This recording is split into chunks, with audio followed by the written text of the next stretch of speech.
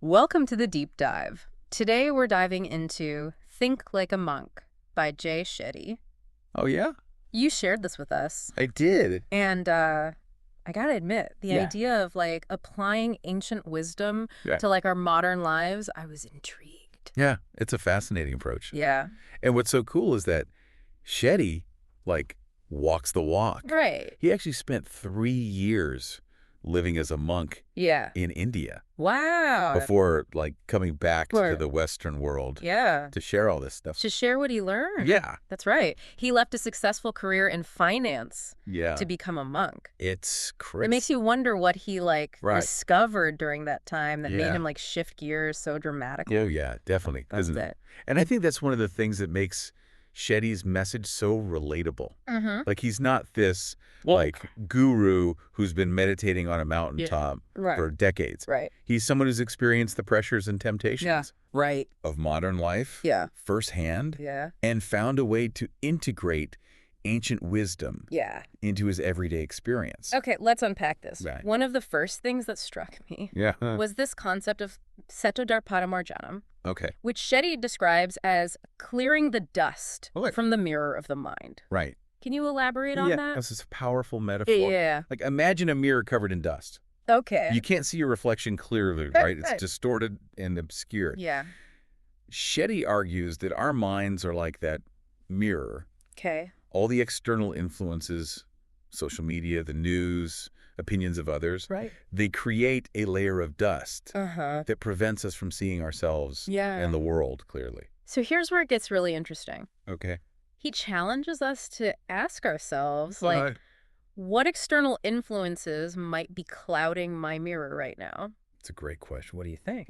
I think it's a crucial question to ask. Yeah. We're bombarded with so much information Right. and stimulation these days that it's so easy to lose sight of our own inner compass Right. by identifying those external influences. Yeah. We can start to filter out the noise Mm-hmm. and make choices that are more aligned with our values. And speaking of values, Okay. Shetty makes the point that Yeah. many of our values are unconsciously absorbed Yeah. from our environment and upbringing Exactly. rather than consciously chosen. I agree.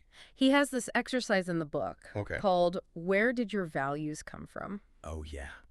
Have you ever done that exercise? I have, and it's so eye-opening. Yeah. Let's try it together.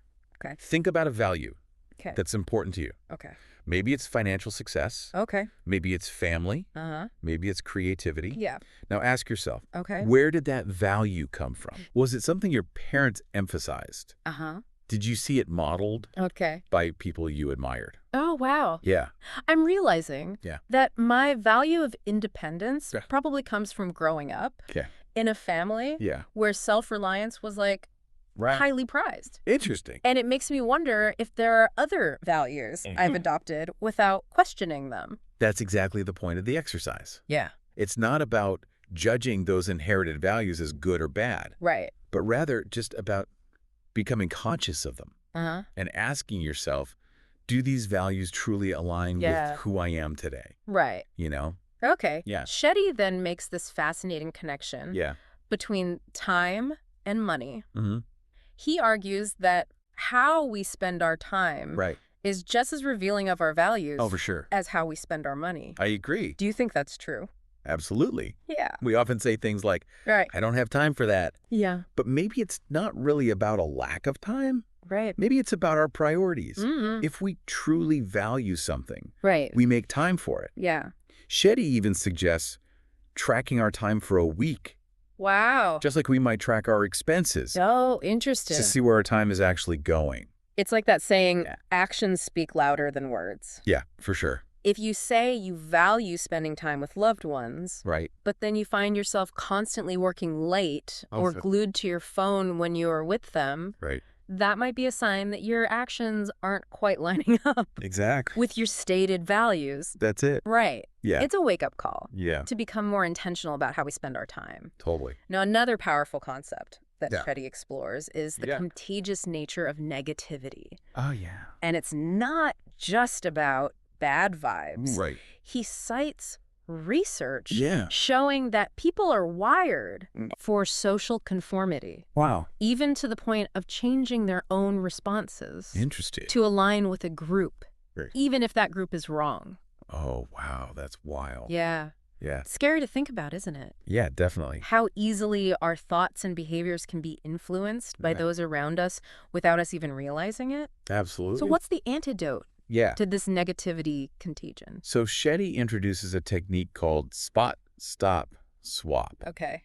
and suggests we try a monk challenge. Okay.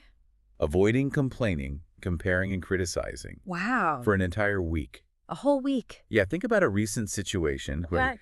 you felt negativity like creeping in. Mm-hmm. How could you apply spot, stop, swap Okay. to that specific situation? That's a good question. Yeah.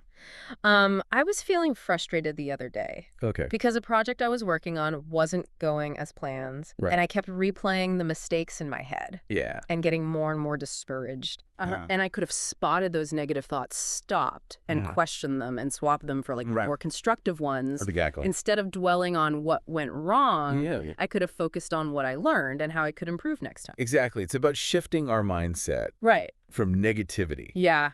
to a more Yeah. solution-oriented approach. Yeah. Now, Shetty doesn't shy away Hmm. from tackling fear head-on either. He uses this fascinating analogy, Okay. the Biosphere 2 experiment. Oh, Can interesting. you tell us about that? Sure, in Biosphere 2, Okay. scientists created like a closed ecological system Okay. to simulate life on Earth. Uh-huh. They planted trees inside, Okay. but the trees kept falling over. What? Yeah. And it turned out that because they were protected from wind, Uh-huh. they didn't develop the strong root systems they needed Right. to withstand challenges. That's such a great metaphor for, the human experience, isn't it? It is. We try to shield ourselves from all challenges Right. and stress, Right. thinking we're protecting ourselves. Right. But just like those trees Yeah. in the biosphere, Yeah. we end up weaker Yeah. and less resilient. Yeah. Right. Right. And he contrasts this Okay. with the incredible story of Alex Honnold, Oh, the first person to free solo climb El Capitan, wow. one of the most challenging rock faces in the world. Yeah. Honnold didn't achieve that feat by avoiding fear, Right. but by confronting it head on, Wow. practicing relentlessly, Yeah. and expanding his comfort zone Right. until what was once terrifying Right. became manageable. I love that. It's a powerful reminder Yeah. that challenges and stresses can actually make us stronger, Right. more resilient, Yeah. and more capable than we ever thought possible. Totally. Now, perhaps one of the most intriguing concepts in the book is this idea of dharma. Yeah. And he emphasizes Uh-huh. that Dharma is not just about your job Right. or career. Yeah.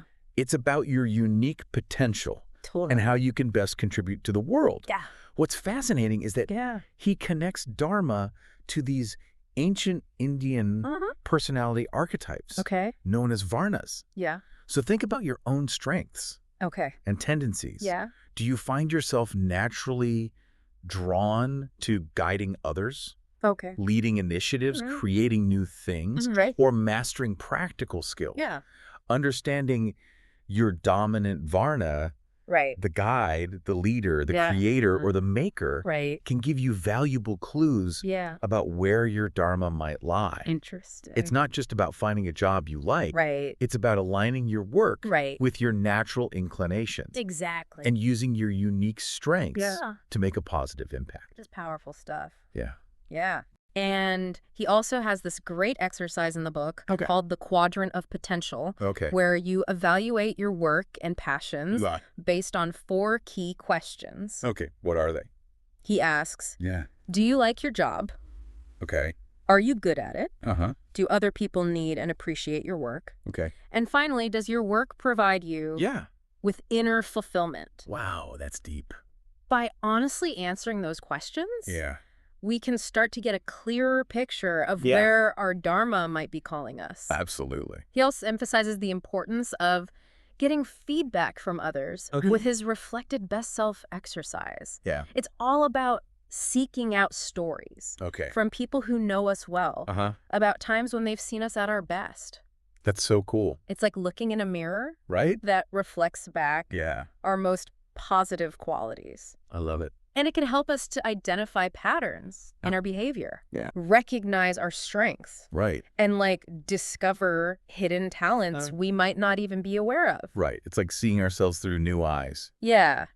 Yeah. I think that's a great place to wrap up part 1 of our deep dive. Yeah. We've explored some key concepts from the beginning of think like a monk. Right. From clearing the dust from our minds and examining our values to understanding the role of negativity and fear in our lives. Right. And even dipping our toes Yeah. into the idea of Dharma. It's fascinating stuff. Yeah. Yeah. Welcome back to our deep dive into Think Like a Monk. Part 2. I'm excited to explore some of the practical techniques, Shetty outlines for integrating monk-like thinking into our daily routines and habits. Yeah, this is where the rubber meets the road. Right. We can talk about all these lofty concepts all day long. Yeah. But how do we actually apply them in our busy, often chaotic lives? Exactly. Yeah. And one of the areas where Shetty really dives deep is in the realm of morning routines. Oh, interesting. He argues that how we start our day sets the tone for everything that follows. Totally. Have you found that to be true? Oh, yeah. In your own life? Absolutely. Yeah. Think about those mornings. Right. When you hit the snooze button a few too many times. Oh, yeah. You rush to get ready. You skip breakfast. Yeah. And then you're already feeling stressed. Right. And before you even start your day. I know those mornings all too well. Right. Yeah. So Shetty suggests that we can transform those mornings by creating a more mindful routine that nourishes our minds and bodies before diving into the demands of the day. Right. He even provides this handy acronym to help us remember the key elements. Okay, I love a good acronym. Time. Yeah. And it really does make sense, giving ourselves the gift of time in the morning. Right. To set ourselves up for success. Totally. And it's not about adding another hour of work or chores to our already packed schedules. Yeah. It's about intentionally choosing activities that promote inner peace and clarity. So let's break it down. Okay. What does Shetty suggest we do during this time? He recommends starting the day with a practice of gratitude. Okay. Whether it's just jotting down a few things you're thankful for in a journal or just taking a few moments to appreciate the good things in your life.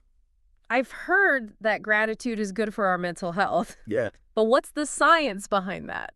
Studies have shown that practicing gratitude can actually rewire our brains. Wow. Increasing activity in areas associated with happiness. Positive emotions and resilience. So it's like training our minds to focus on the good. Exactly. Even amidst challenges. Yeah, that's powerful stuff.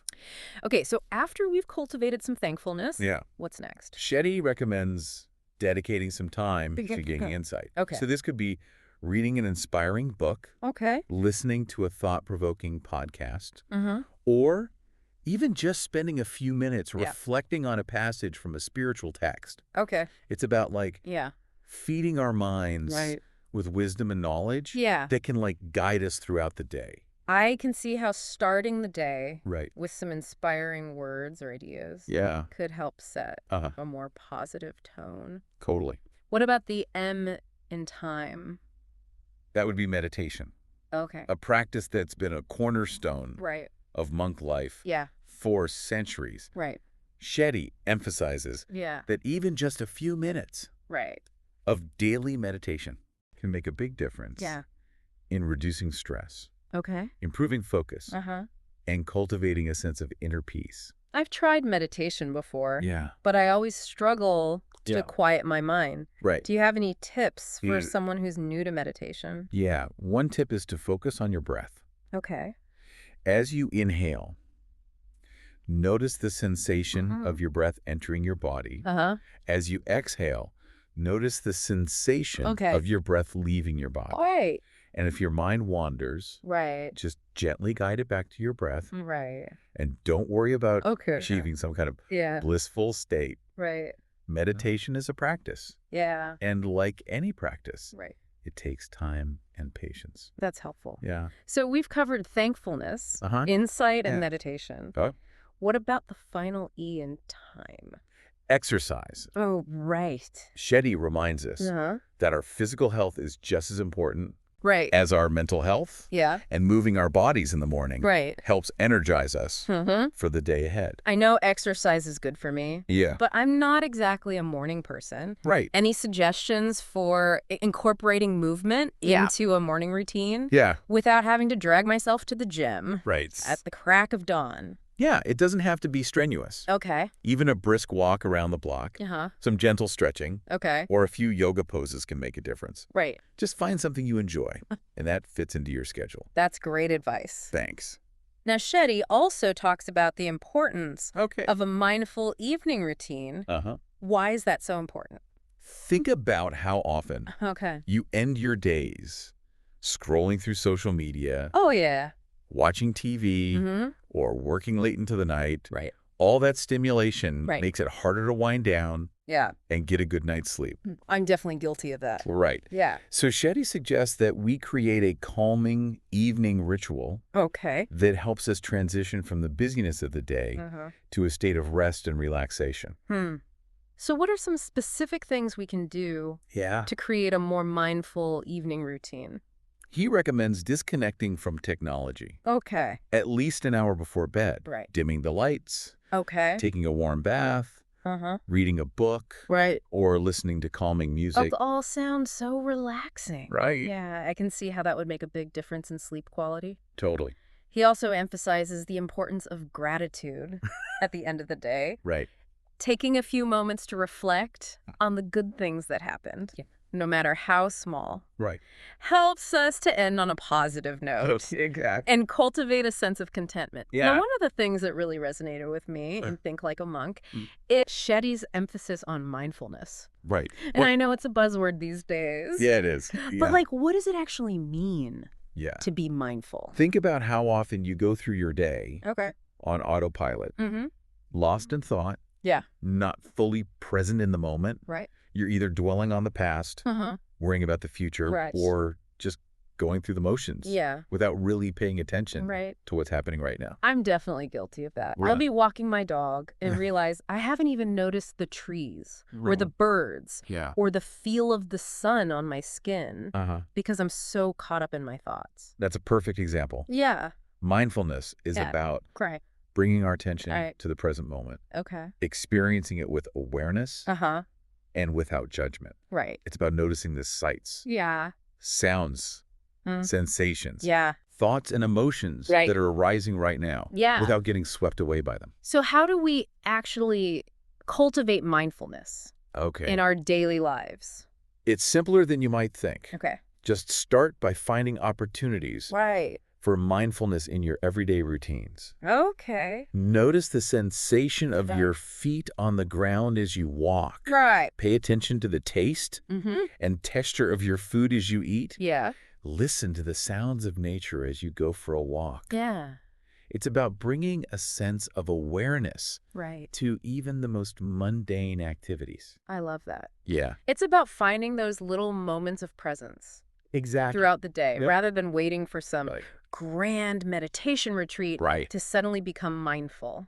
Exactly. And he also emphasizes the importance of single tasking in today's world. We're so used to juggling multiple things at once. But research has shown that multitasking actually makes us less productive and more prone to errors. That makes sense. Yeah. So Shetty suggests we resist the urge to juggle. And instead focus on one thing at a time. Giving it our full attention. It's a challenge for me. Yeah. But I can see how it would lead to a greater sense of calm and accomplishment. Totally. Now, I know Shetty talks quite a bit about the mind and all its complexities. It's complicated. Yeah. What are some key takeaways from those chapters? One of the most important things to remember is that our minds can be both our greatest ally and our biggest obstacle. That's true. We all have these different voices in our heads. The voice of the ego. The voice of fear. The voice of self-doubt. And it's so easy to get caught up in the negative self-talk and lose sight of our true potential. I know. I struggle with negative self-talk. Yeah. Sometimes it can be so insidious. Yeah, it can be. And draining. It is. How do we deal with those negative voices? Shetty suggests a few things. Okay. First, just become aware of them. Okay. Just pay attention to the thoughts that are running through your mind. Okay. And notice when negative patterns emerge, you might even want to write them down. Oh, interesting. To get a clearer picture of what you're dealing with. So it's about bringing those thoughts out of the shadows and into the light of our awareness. And once you're aware of those thoughts, you can start to challenge them. Exactly. Right. Ask yourself, is this thought really true? Right. Or is this thought serving me? Yeah, sometimes just questioning those thoughts is enough to weaken their grip on us. Yeah. And Shetty suggests this, like, helpful reframe. Okay. Instead of beating ourselves up for our mistakes or shortcomings, view them as opportunities for learning and growth. Right. So it's about shifting our focus. Exactly. From our perceived failures to our progress and potential. It's a powerful shift. It is. And he reminds us that even the most experienced monks struggle with negative thoughts from time to time. Absolutely. The key is to keep practicing. Right. Keep cultivating awareness. And keep returning to a state of compassion. And understand. Speaking of monks, Shetty also talks about the austerities they practice. Periods of intentional deprivation or discomfort as a way to detach from the material world and cultivate mental strength. Wow, that's interesting. What are some examples of these austerities? Some common austerities include fasting, silence, and exposure to extreme temperatures. Okay, those sound a bit intense. They do. For most of us. All right. Yeah. Yeah, and I don't think the point is necessarily to replicate those exact practices, but rather to find ways to challenge ourselves. Yeah. And step outside of our comfort zones. Right. It's about recognizing that we're capable of more than we think we are, and that sometimes discomfort can be a catalyst for growth. Totally. So it's not about seeking out suffering. It's about embracing challenges as opportunities for growth and self-discovery. I agree. Shetty shares his own experiences with fasting and silence, and while challenging, he found them to be transformative practices. It's amazing what we can learn when we push ourselves. I can see how disconnecting from the constant stimulation of modern life, even for short periods, could be incredibly valuable. Absolutely. It's about giving ourselves the space to recharge, reconnect with our inner selves, and gain a fresh perspective. Totally. And another concept that Shetty emphasizes is the importance of detaching from attachments. Oh, that's a tough one. I think a lot of people might struggle with that idea. Right. How does he explain that? He starts by reminding us that everything in life is impermanent. Our possessions, our relationships, even our own bodies, they're all constantly changing. When we cling too tightly to those things, it creates suffering because we're constantly afraid of losing them. Detachment doesn't mean that we don't care about those things, but rather that we recognize their impermanence and cultivate a sense of equanimity. So it's about listening our grip. Exactly. And accepting the natural flow of life. Rather than trying to control everything. Right on. Right. Yeah. He suggests starting by identifying our attachments. Like, what are we holding on to too tightly? Then we can practice letting go. Gently releasing our grip and cultivating a sense of acceptance. Totally. It's like that saying, if you love something, set it free. Right. He also offers a practical framework for detachment. What is that? Spotting the attachment. Stopping and rethinking it and swapping it for something healthier. Like, for example, if you're attached to your phone, you might spot those moments when you reach for it out of boredom or anxiety. Then you can stop and ask yourself, what do I really need in this moment? And swap that unhealthy attachment for a healthier one, like going for a walk. Right. Or connecting with a loved one. That's great advice. Now, I know Shetty also talks about the importance of feedback. He does. He emphasizes that we all have blind spots. Yeah. And that feedback from others can help us to see ourselves more clearly. Right. But receiving feedback can be so hard. It can be. Especially if it's critical. It is. How does he suggest we handle that? He encourages us to listen without judgment. Ask clarifying questions. And focus on the actionable insights that can help us improve. That's a great reminder. It is. Sometimes our egos get in the way. Yeah, they do. Of us hearing valuable feedback that could help us grow. Right. It's like a defense mechanism. Yeah. Yeah. And finally, he reminds us that the journey of self-discovery and growth is ongoing. Yeah. It's a lifelong process. It's not about reaching some end goal or achieving perfection. It's about embracing the process and being kind to ourselves along the way. Self-compassion is so important. Right. Yeah. It takes the pressure off, doesn't it? It does. Knowing that even small changes can make a big difference over time. I love that. It's about enjoying the journey. Exactly. Not just focusing on the destination. It is. That was a lot to take in. We've covered a lot of ground in this part of our deep dive. Yeah. From creating mindful morning and evening routines to cultivating mindfulness in daily life, understanding the complexities of our minds, and even exploring the concepts of austerities and detachment. It's powerful stuff. It is. Welcome back to the final part of our deep dive. Oh, wow. Into Jay Shetty's Think Like a Monk. Yeah. You've explored so many fascinating ideas already. Yeah. From clearing the dust from the mirror of our minds to the power of Dharma and the challenges of taming the ego. Right. What stood out to you? Oh, so much. The most. I think Shetty's ability to bridge the gap between ancient wisdom and modern life is remarkable. Absolutely. He takes these age-old principles and makes them feel so accessible and relevant to our everyday challenges. And in this last chapter, he brings all these threads together and offers this powerful framework for creating a more meaningful and fulfilling life. One of the things he emphasizes is that the journey of self-discovery and growth, it's a continuous process. It's about progress, not perfection. Exactly. And he acknowledges that it's not always easy. Life throws us curveballs. Of course. Our minds get distracted. Old habits die hard. Yeah. But he encourages us to be patient with ourselves. To view setbacks as opportunities for learning.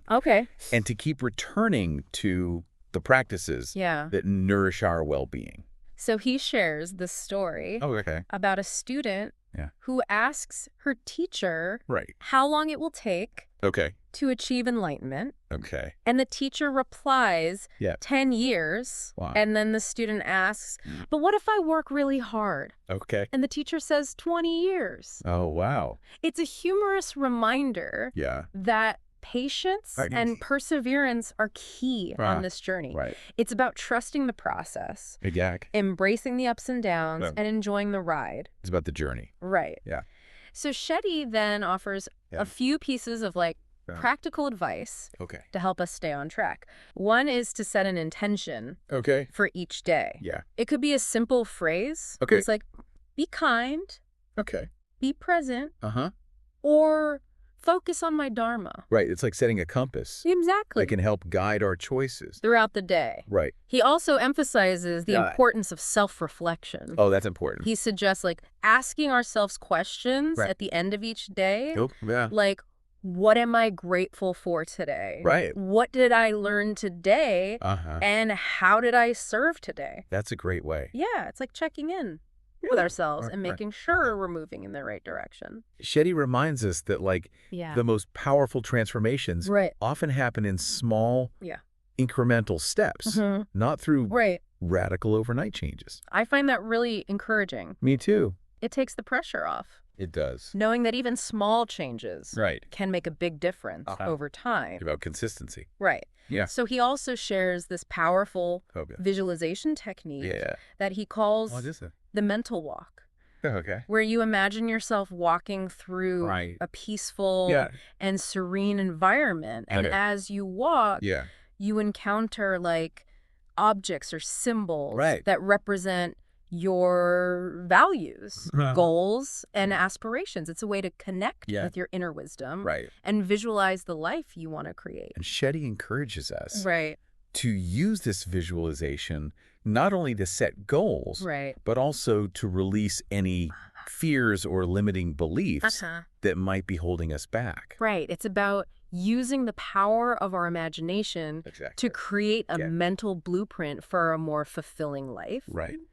Now, Shetty wraps up the book. They're reminding us that the ultimate measure of success is not what we achieve for ourselves, but how we serve others. I love that. He encourages us to find ways to use our unique gifts and talents to make a positive impact on the world. Right. It's about shifting our focus from what's in it for me to how can I help. And he reminds us that service doesn't have to be some grand, time-consuming endeavor. Right. Even small acts of kindness can make a difference. Absolutely. It's about making a conscious effort to leave people and places better than we found them. I love that. So Shetty ends the book with a powerful call to action, encouraging us to embrace the principles of think like a monk, and to live a life of purpose, compassion, and service. And he leaves us with this thought-provoking question. What is it? What will your legacy be? Wow.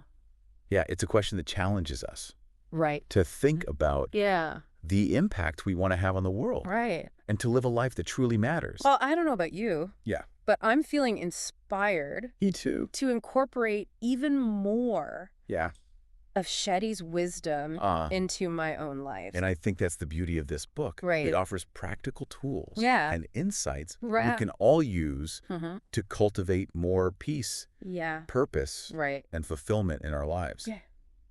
That wraps up our deep dive into Jay Shetty's Think Like a Monk. Yeah. Thanks for joining us. Thanks for having me. On this journey of exploring ancient wisdom for modern living. Remember, even small steps can create big transformations. It's true. So take what you've learned and start applying it to your own life. One mindful step at a time.